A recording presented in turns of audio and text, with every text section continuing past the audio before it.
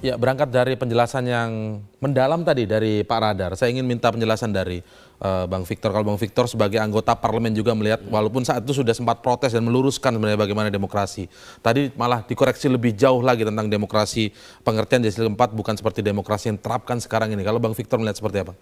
Ya memang apa yang disampaikan oleh Pak Radar itu sangat benar. Pancasila itu tidak bisa dipisahkan sila per sila. Ya. Dari kelima sila itu 5 menjadi 1.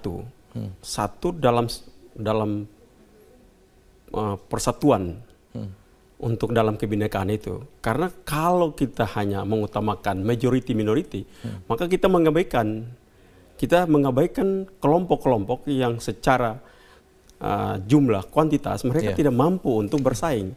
Dan kehadiran negara untuk melindungi, memberikan proteksi terhadap bangsa Indonesia yang begitu banyak bangsanya.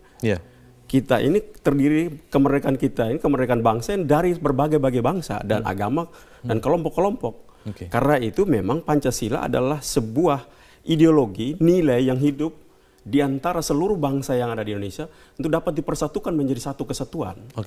Nah, dalam cara pikir seperti itu memang tidak mungkin sistem politik Indonesia itu diutamakan adalah bagaimana kita mendahulukan majority.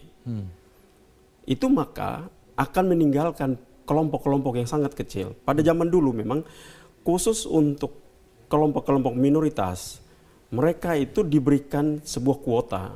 Ada utusan golongan, utusan daerah. Ini dihadirkan tanpa popular vote, tanpa perlu dipilih. Mereka dihadirkan karena kelompok ini tidak cukup. Itulah proteksi negara. Dalam semangat musyawarah untuk mufakat itulah kita menemukan sebuah cara terbaik untuk memberikan kepada saudara sebangsa dan setanah air kita yang tidak mampu apabila dia bersaing.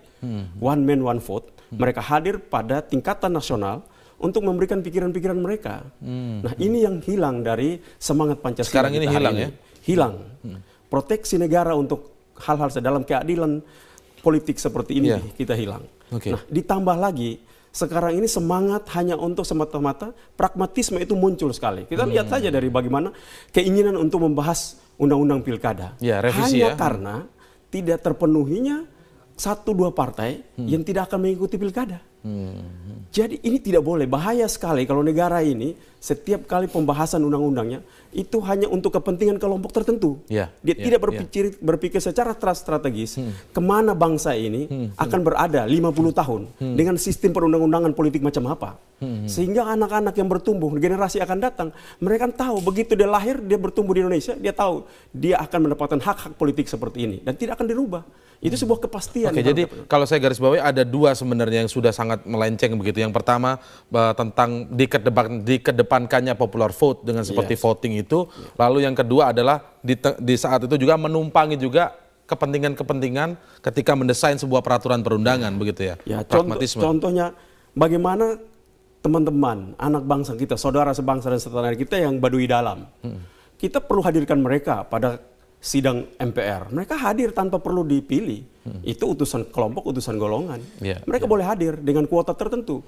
Kalau disuruh pilih mereka tidak mampu. Kecil. Karena jumlahnya kecil sehingga dalam pemilihan pun tidak mungkin akan dalam bisa sistem menang, politik terpilih. Indonesia dengan musyawarah untuk mufakat, maka apa yang disampaikan oleh Pak Radar tadi, hal yang sangat utama dan terutama yang dibutuhkan oleh bangsa ini itu yang ditempatkan dalam situasi yang baik oleh pemimpin atau manusia-manusia Indonesia yang berpikir untuk bangsa dan negara, bukan untuk kepentingan kelompok dan kepentingan sesaat. Itu yang tidak boleh.